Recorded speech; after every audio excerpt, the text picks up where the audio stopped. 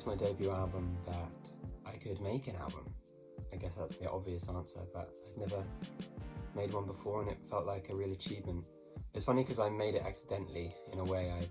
I decided to record and release a song every month for a year, and at the end of it people were like, "You've made an album," and I realised that I had towards the end of the process. So it was a very natural, creative process and one that I'm extremely happy happened.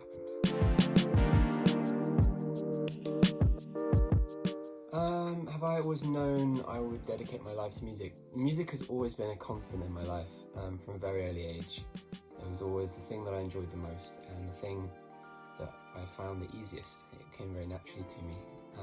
But I was always torn because I loved words as well.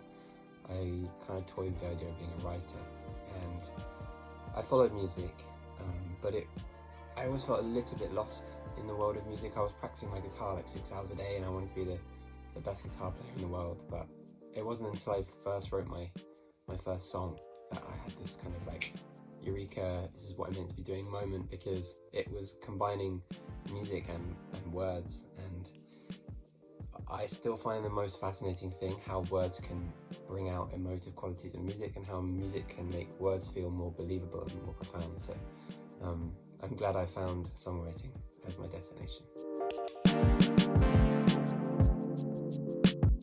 Old Soul, I wrote that with a very enigmatic, idiosyncratic British artist called Zambolo on the first day we met, and we'd both been going through breakups. And the song is about the kind of immediate post-breakup wallow where you're eating cereal out of Tupperware and spending 3 weeks in your sweatpants and not going outside, which is weirdly apt given the current situation. We are all spending our days listening to Old Soul.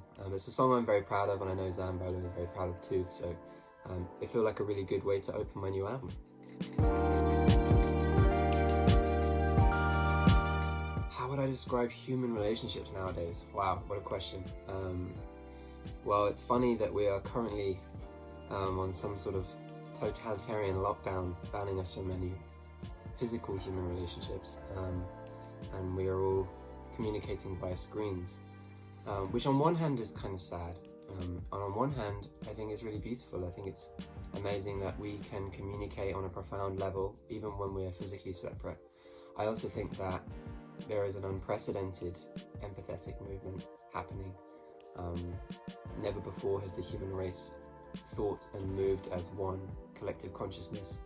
With the invention of the internet, we are now capable of thinking as one, and I think that our collective reaction to the coronavirus is an example of global empathy that will stand us in great stead in the future for future pandemics and solving climate change, world hunger, all of the problems that are going to face humanity in the not too distant future.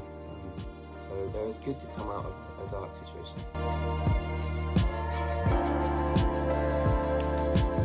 The biggest hurdle that I face making my new album To Let Good Thing Die is when you're in the studio as a musician, you have to be super vulnerable and delicate and wear your heart on your sleeve. Just open it up and kind of like a butterfly. And when you're on tour, and I'm running a business as well, which is something that I do now, you have to be a soldier and you have to go out and perform and be an entertainer even if you're feeling a bit sad or a bit ill or whatever. And I think I've developed two kind of characters almost. And with my first album, I was the butterfly for the whole year. All I had to do was be at home and pour my heart out.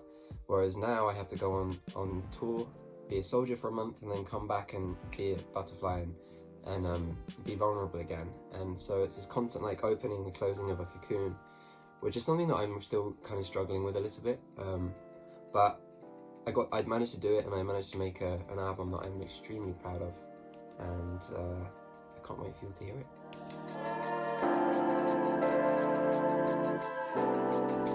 The best advice anyone ever gave me was, I was recording in Real World Studios, which is Peter Gabriel Studios in Bath, and as it happens, one of my all-time heroes, Robert Plant, the singer from Led Zeppelin, was in the studio next door, and we both went outside and had a coffee at the same time. Probably the only time in my life I've really been properly starstruck. I remember my mouth just turned into cotton wool. but he said to me that he had originally intended to be a chartered surveyor, and he accidentally became one of the most iconic rock stars of all time, and that he just tries to keep a smile on his face and remember that what he's doing is fun and that he should enjoy it every day. So that's something that I try to remember. After he said that, I remember like rolling down a hallway doing roly-polies for like 2 minutes. I genuinely can't believe you exist. I'm so grateful and blown away that a boy from a small town in England has fans in Mexico. So thank you for existing, and I love you very much, and I can't wait to get back to Mexico and play for you once this crazy situation is all blown over. So I'll see you very soon. Lots of love.